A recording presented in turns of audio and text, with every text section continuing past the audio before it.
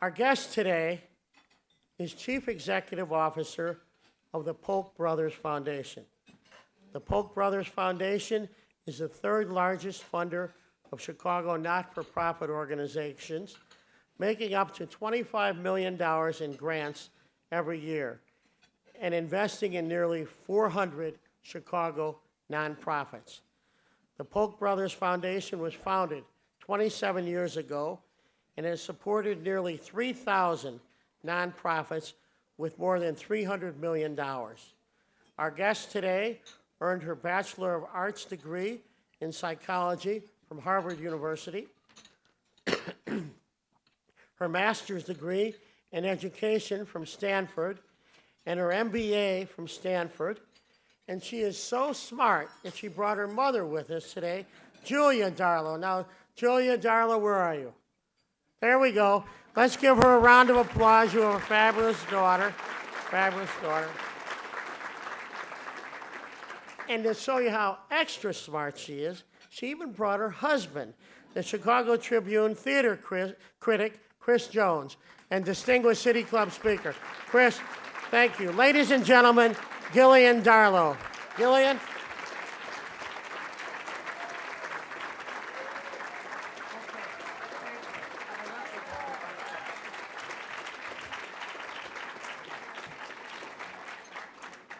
Hi, everybody. I want to thank you all for being here. I have to say this is quite an honor, and it's made all the more exciting by the fact that my name and Donald Trump's name are on the same piece of paper. So I'm going to keep this. Before I get started, I want to thank some people. First, I want to thank our mighty board of directors.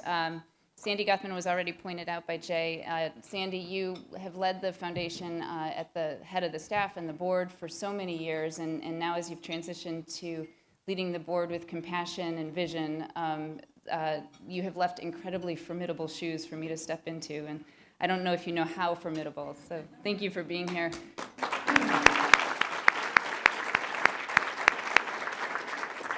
There's other board members here today as well. Howard Polk, Gordon, please wave.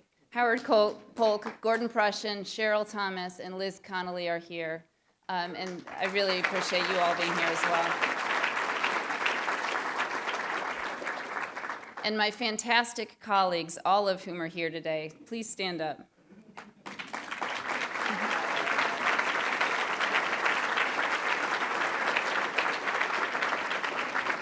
They are a group of the most insightful, creative, and dedicated people that you could ever meet, and I am so fortunate to be able to work with them every day. And they truly make the foundation like a family.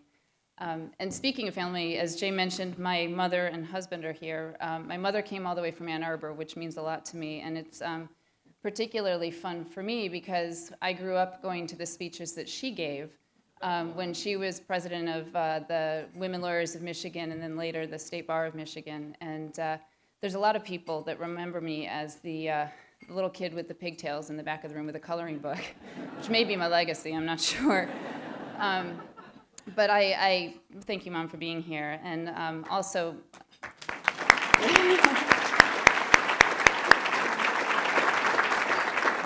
and also my husband, who has promised not to be the critic that he is every day, and just be supportive and laudatory.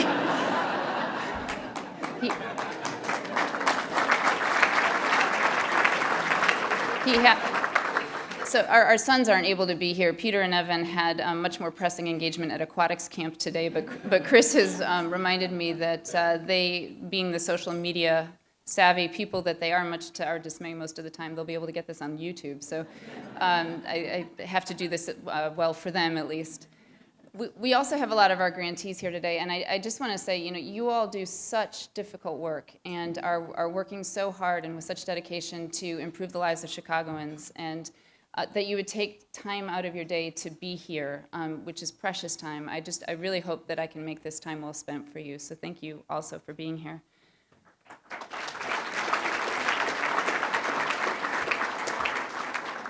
I think this is the first time that the Polk brothers has been represented on the podium of the City Club, and so I thought what might be an interesting place to start is to give you a little history of the foundation, including sort of how and why it came to be. And so I'm going to take you back to the early decades of the 1900s, and that's where Polk brothers all began, actually.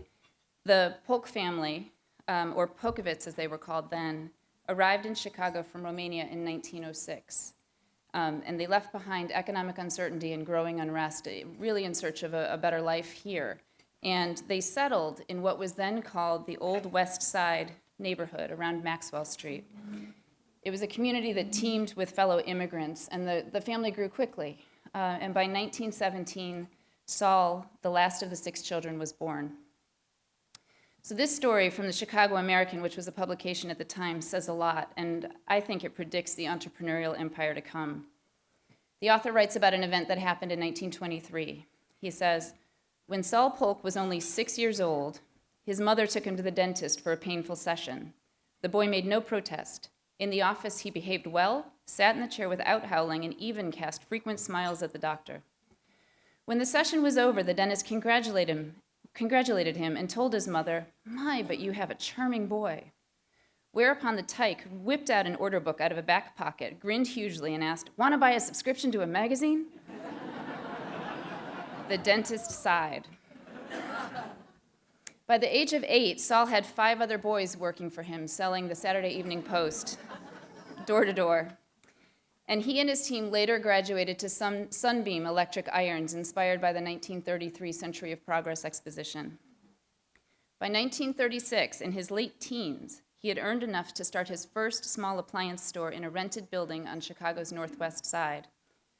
Now, if you think about what you were doing when you were 19, I wasn't doing this, I know.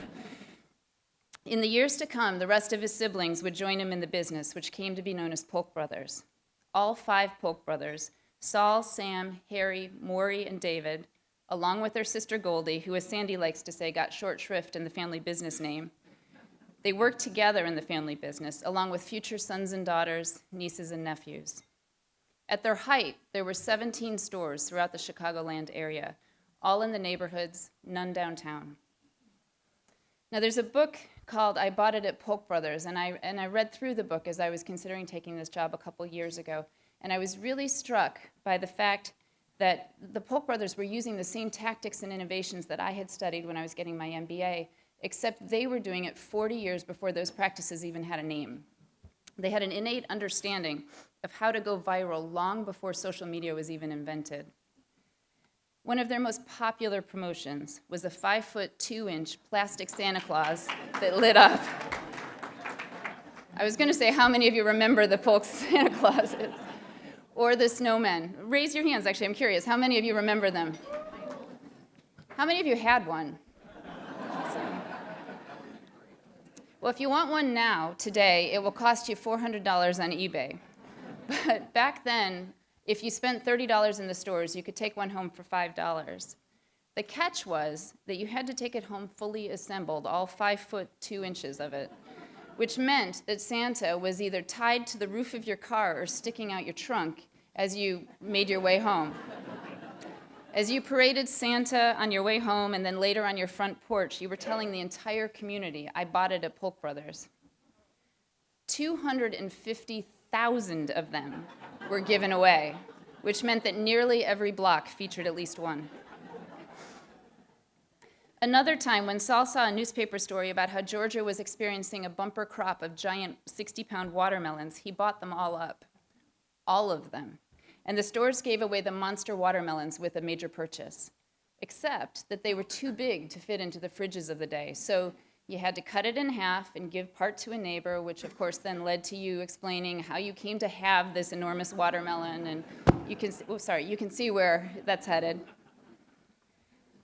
These practices and more inspired Fortune magazine to write in 1955, so far as promotional ideas are concerned, Saul needs help the way Winston Churchill needs a speechwriter. So I tell you these stories partly because I'm a bit of a retailing geek, and I really like these stories, but also partly because I think it gives a good flavor of the early days. As immigrants, the Polks understood the value of community.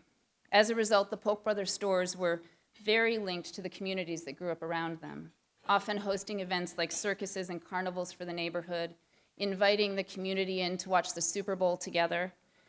And in addition to prominent philanthropy, such as sponsoring the nation's first fundraising telethon on behalf of cerebral palsy, Polk Brothers also supported local efforts and made donations to support schools, veterans, the elderly, youth organizations, and technical training programs, especially ones working in prisons.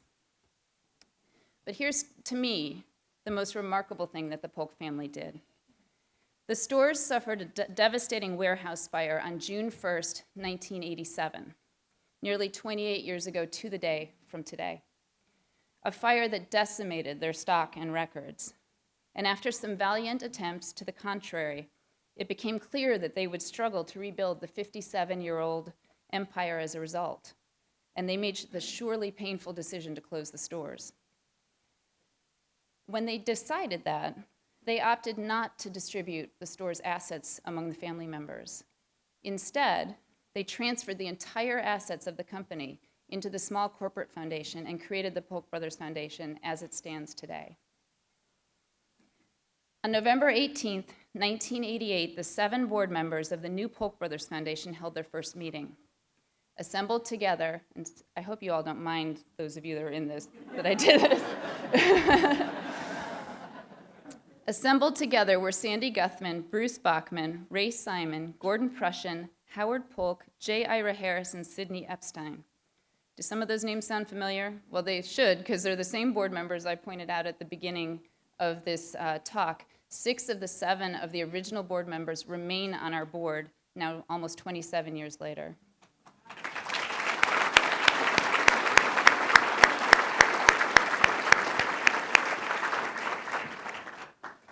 As the foundation began to clarify its purpose, the board identified a commitment to Chicago, and in that first year, they made just over $2 million in grants.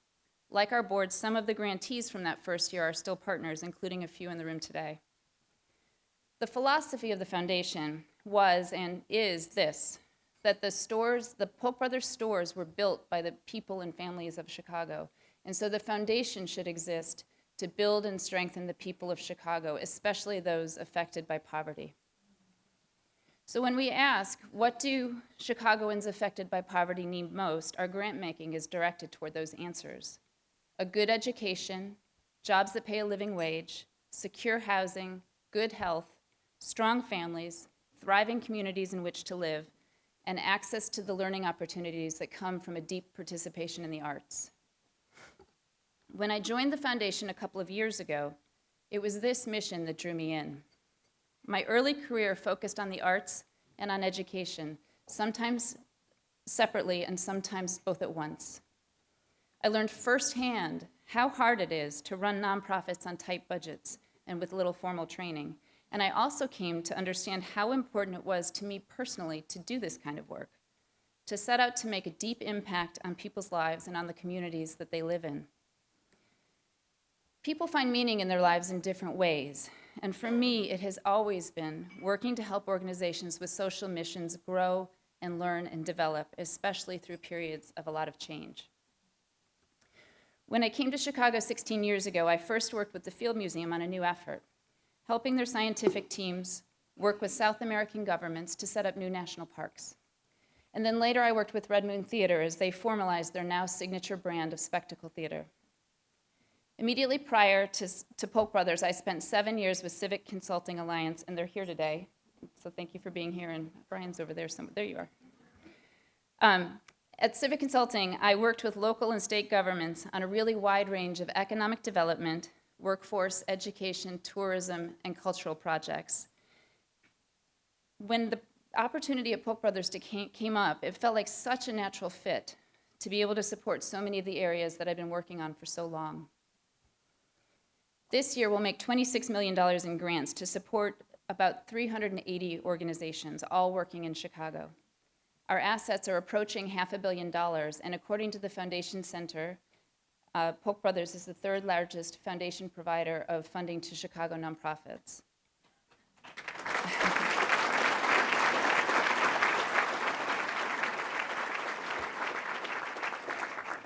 I am, and I know my colleagues are, inspired by the daily activities of our grantees. It is the work of those 380 organizations that is where the real impact is happening and where people's lives are being changed. Many of you are in the room, and I just want to say how much respect we have for what it is that you do. One thing I've learned in the last 2 years is that the way we do our work is just as important as the actual work that we do. At Polk Brothers, we emphasize listening and asking questions to make sure that we understand what the needs of the community are, and then we invest in the full sense of the term and with a clear eye toward results. But we also understand the value of patience. Really improving the quality of people's lives will take time. Real impact doesn't happen with simple fixes. And we recognize that foundations are in a very privileged position, able to see what's happening across organizations and to build bridges where connections might be helpful and desired. And then we try to spread the word about the approaches that really work. In other words, we understand and know that the work of a foundation is only partly about the grant making. Chicago prides itself on its civic involvement, and I really don't think that's false pride. I've lived in a lot of cities: Detroit, San Francisco, Cincinnati, Louisville, Boston, Los Angeles, and in none of them have I seen a dedication to the city and its residents so strongly as I have in Chicago. And it comes from all sectors and corners of the city. We're not perfect, and there's many challenges here that still need to be addressed, but we know that big change, like what we need here in Chicago, requires everyone working together. The Foundation's work has always been very collaborative, recognizing that the systems that we operate in are complex and involve a multitude of players and parties, from philanthropy, nonprofits, communities, individuals, business, government, across the spectrum. That kind of approach was built into the Foundation's work to introduce full-service schools to Chicago in 1996 under Sandy Guthman's visionary leadership and with insightful shepherding from Suzanne Kerbo.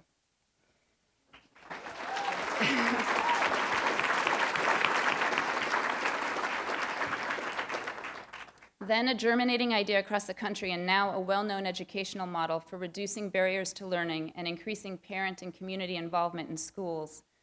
Full-service community schools partner with a variety of nonprofits to offer programs and services at the school before and after the school day, creating a hub that supports the educational, social, and health needs of students and families, and in many cases, the entire community.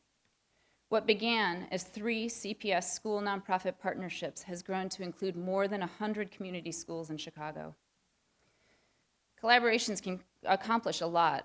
Other Polk Brothers collaborations with community-based organizations, other funders, and entire systems have led to a significant increase in the number of arts teachers in the schools, have decreased the number of people experiencing homelessness, have increased and brought medical services on-site into school buildings where students and parents and their families can access them better, and have brought funders together to support common workforce goals. Collaboration is also at the heart of efforts we've participated in that ensure principals and teachers, so important to student learning, receive the training that they need to be successful in their roles. One collaboration, Chicago Anchors for a Strong Economy, is directing the purchasing power of 15 Chicago universities, hospitals, local governments, and corporations toward local businesses that are finding major new customers for their goods and services and building wealth and jobs in the process. We marked our 25th anniversary last year, and to celebrate it, we did a number of things. We hosted an event that featured a discussion about income inequality led by grantees, former Secretary Robert Reich, and local leaders.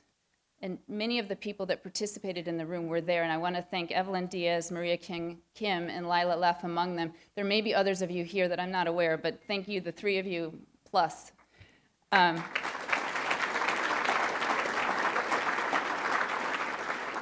We also made a number of special opportunity grants to some of our long-term grantees, and we did something a little different.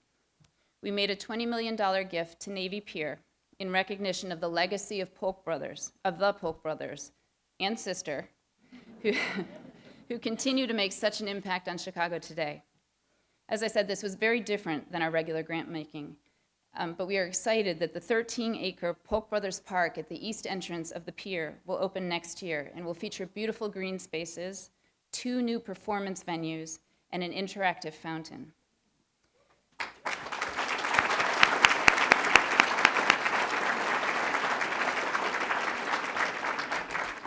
It is our hope and Navy Pier's vision that the park and its venues will work with Chicago's arts and educational organizations to create programming that brings together the city's economically, racially, and culturally diverse residents, including Chicago public school kids and their families. And they're here today too, so thank you for being here. The park will be a free public space where all people can come together to celebrate Chicago, explore the arts, and enjoy themselves. To mark the 25th anniversary, we also held listening sessions. We had a busy year. Listening sessions with 250 of our grantee partners to hear directly about what they are seeing and experiencing on the ground in communities. We asked them what the top needs of the people they served were and also what their organizations needed to be able to do their work better. They were remarkably open and candid conversations, and those of you that participated in that, I want to tell you how much we appreciate that. We learned a lot. And I want to focus on two themes in particular because we actually heard them from everyone in all of our program areas. The two themes, which are very different from each other, one is financial stability of Chicago nonprofits, and the other is mental health of Chicagoans. So I'm going to take them in turn. First, financial stability. That this came up loud and clear was not surprising to me. It's never easy to run a nonprofit. Despite some misconceptions in the media and popular vernacular about inefficiencies, nonprofit staffs and leaders never have sufficient resources to do what they need to do. And what they need to do is often some of the hardest, most ambitious work. However, we heard more than that during the listening sessions. Illinois' financial situation and the state of the economy have severely impacted the budgets and resources of organizations, and at the same time have caused more people to need their services. Organizations are doing more with less in the face of greater demand and with a minimal safety net. And remember, these comments came before our current fiscal crisis. A study by the Nonprofit Finance Fund showed that the single greatest challenge facing nonprofit organizations today is achieving long-term financial sustainability. They found that 22% of nonprofits in Illinois had an operating deficit last year in 2014, and 28% just barely broke even. 39% were predicting that 2015, this year, was going to be even harder, and only 16% thought it might be easier.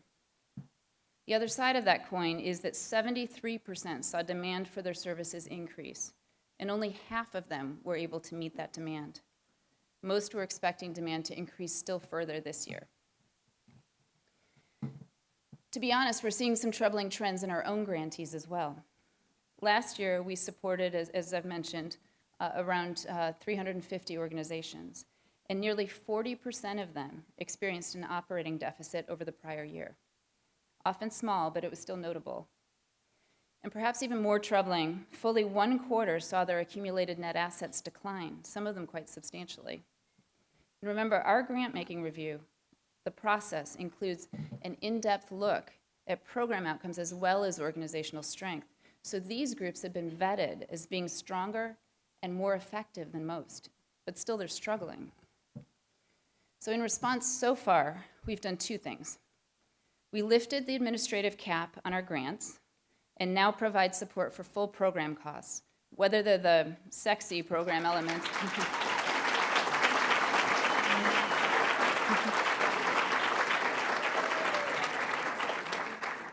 Whether they're the sexy program elements like teaching artists or new curriculum, or the maybe more boring costs like stamps or proportional rent. Our grants are still focused on programs, but we want to make sure that nonprofits have the full set of resources to do those programs well. We also adjusted our enhanced capacity funding. This is an area that we have developed to further strengthen nonprofits we partner with, as well as the sectors that they work within. Our organizational development funding now targets the 4 areas that we heard were most important: capacity building and financial management, communications, technology, and strategic restructuring. We live in a city with a precarious financial situation, within a state with an incredibly precarious financial situation. We're already hearing that some organizations may not survive. To serve their missions, organizations are going to have to look for new, creative, and sometimes potentially painful approaches. You'll hear the word merger more and more frequently. I'm not convinced mergers are always the answer, but some groups are going to need to find new business models and partnerships of all shapes and sizes to get by. The entire foundation community is talking about how we should address the impact of what is likely to be a further reduction in resources for local nonprofits. This is an ongoing conversation, especially since foundation dollars are really just a sliver of the resources that these nonprofits rely on. In the meantime, Polk Brothers, along with the Trust and some other funders, are supporting a study of the mergers that have happened in recent years to understand what worked and what didn't, and how to make them more effective. When you leave today, you'll be given a copy of our new annual report, really new, hot off the presses, yesterday. And it includes a snapshot of 2 grantees that merged. It's notable because not only did it find efficiencies between the 2 organizations, but it also found ways to strengthen the services that both offered. So you might ask, why should we care about the financial health of nonprofits? Maybe the current fiscal situation is just a weeding out process to keep the effective ones and get rid of the bad ones. Well, I'm spending so much time here talking about nonprofit financial health, not because I think it's important to protect the existence of nonprofits. That may sound a little bit like sacrilege coming from a foundation CEO, especially a foundation that has such a long history of consistent partnership with nonprofits. But what I mean is that the goal is not to blindly and indiscriminately preserve nonprofits per se. The goal is to preserve the supports and critical services that people in our communities need. And nonprofits are one of the main ways that those supports and services are provided, sometimes the only way. When nonprofits fail, people aren't served. As a group, nonprofit leaders are among the most resilient and resourceful people I know. I have no doubt that many will weather the storm, but they're going to need our help. And that's what we're thinking about today related to financial stability.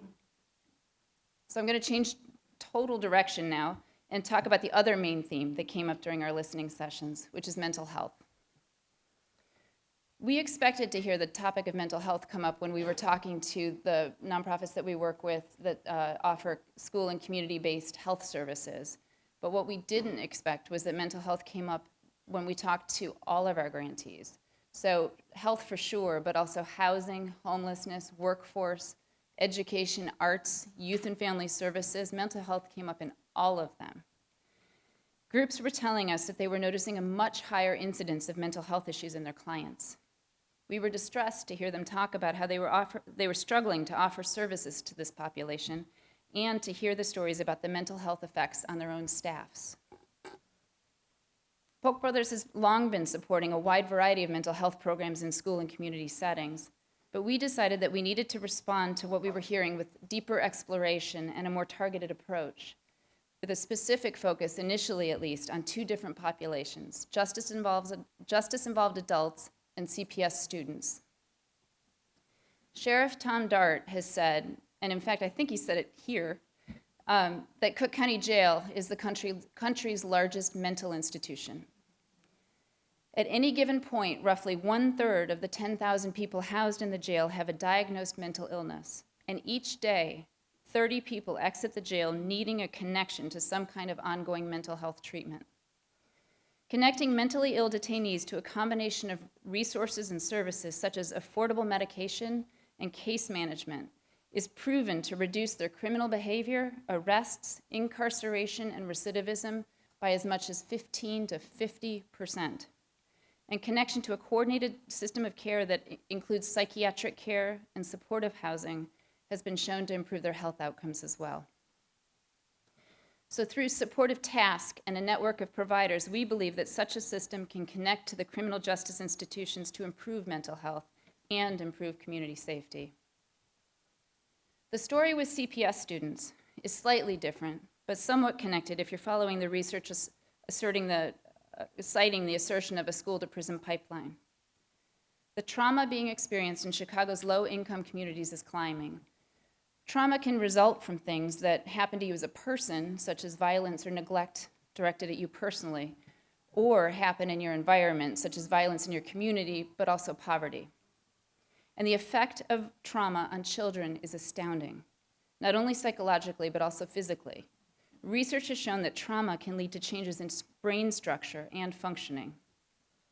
So I know some of you are familiar with this in this room, but since we have a mixed audience today, I really want to share this.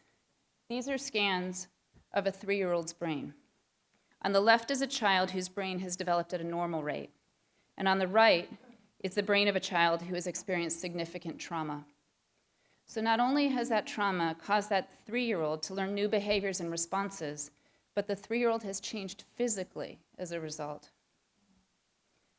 In addition to the childhood years, there's another time when our brain cells are growing a lot, and that's adolescence. For people that experience childhood trauma, especially during these 2 childhood periods, the effect is almost like PTSD, except that it's happening before kids' brains are fully developed.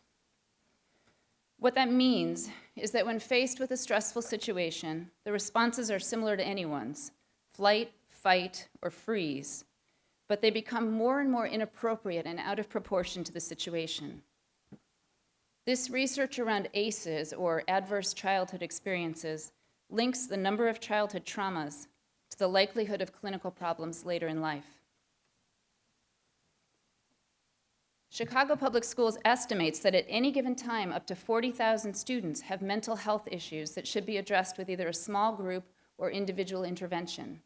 It's well known and studied that children who receive adequate social and emotional support in school demonstrate better academic achievement, greater motivation to learn, fewer negative behaviors, and reduced stress and depression. CPS is working to increase its capacity in this area, but community-based organizations are more and more critical partners in meeting this need. Through support of Lurie Children's Hospital and their behavioral health team model, we hope to support the creation of a network of mental health care that coordinates among community-based organizations, school staff, and families to reduce the impact of trauma on students. Our grant making in mental health and the initiatives I've just described pull expertise from many of our program areas, and I just want to take a quick minute to recognize a few of my colleagues who have played such a big role in this. Frank Bayaki, Michelle Lugalia-Holland, and Debbie Resnick for the sensitivity and creativity that you've brought to thinking about how we should proceed in this area, and Yvette Cardona for the leadership and insight and intellect that you bring to this as well as everything else that you do. So thank you all.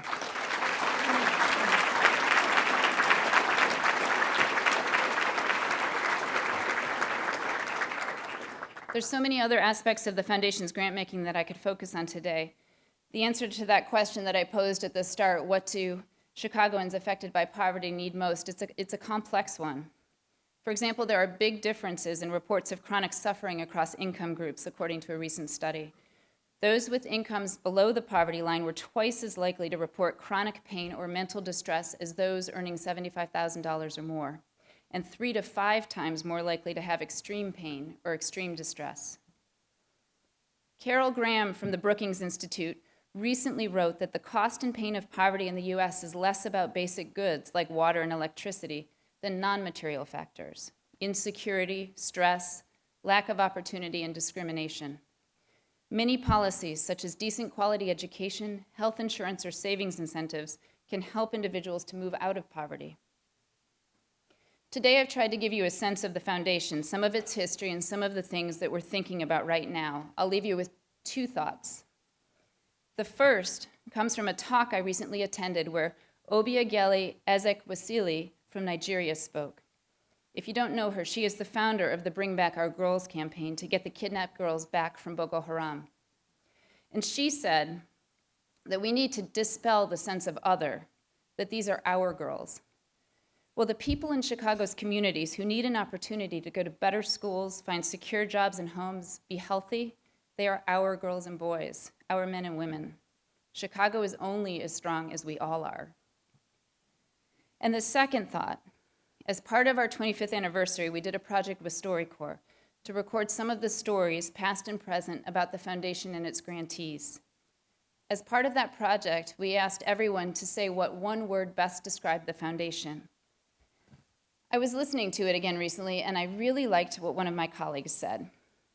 First, as you'll notice quickly, she broke the rules. She provided 3 words, but they were right on target.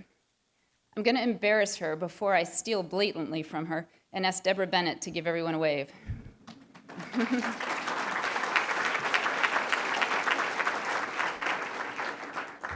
Her 3 words were opportunity, because the foundation believes that everyone should have a fair chance to achieve his or her potential. Community, we're all in this together. We invest in the communities of Chicago. And mobility, that where you start out in life should not determine where you end up. She was describing the foundation, but I think those 3 words, opportunity, community, and mobility, can really sum up the vision of what Chicago and all of us are working toward. Thank you.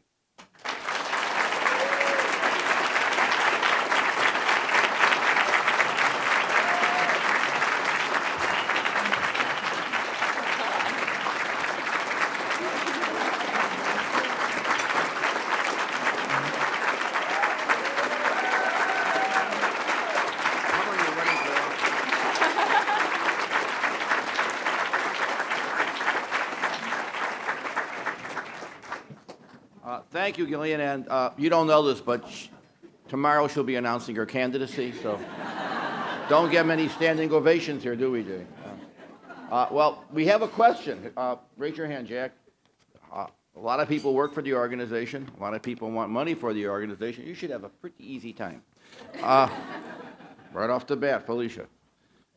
In our resource-constrained environment, well said, how and where would you invest just $1 more? Okay. She can do it. Oh, this is hard. Well, $1 can't do much of anything, actually. But, I think what we try to do at the foundation is invest in a lot of the root causes. And so choosing whether that dollar goes to education or helping create jobs or housing, I think, it's those fundamental things that have been shown to influence so many other things. So, we often have debates at the foundation about, are we an education foundation, or are we a community safety foundation, or are we a health foundation? Because all of those things are so linked. And so much of what we do is about prevention. And so I think we'd have some interesting debates if we had just $1 more to invest. This is a first from Raymond Wall, teaching artist. How do you apply for an early entry-level staff position with the Polk Brothers Foundation? Did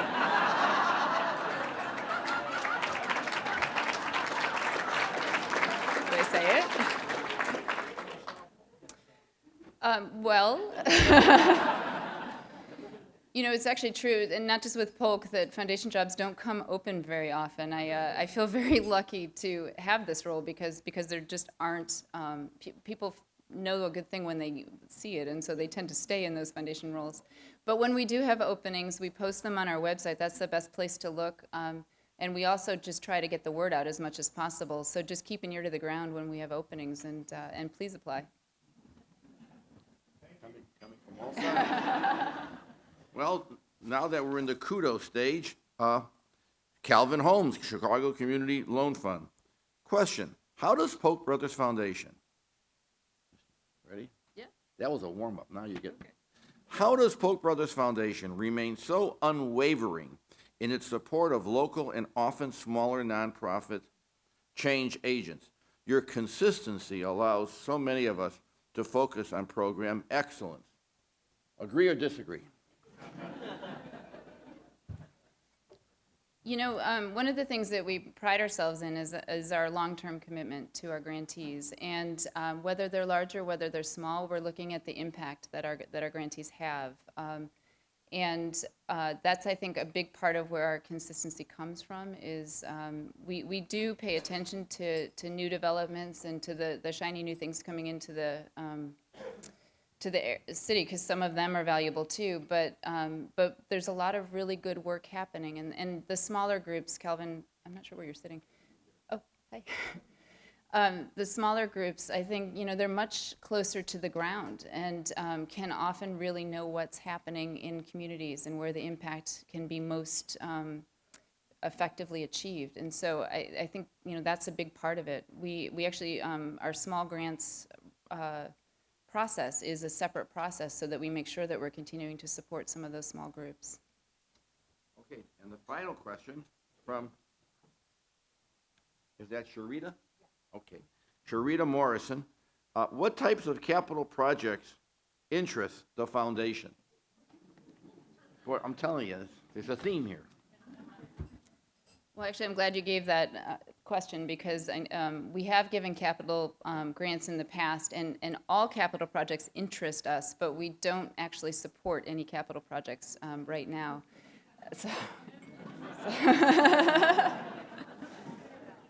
But please keep telling us about them so we know what you're doing. Round of applause. Party this, party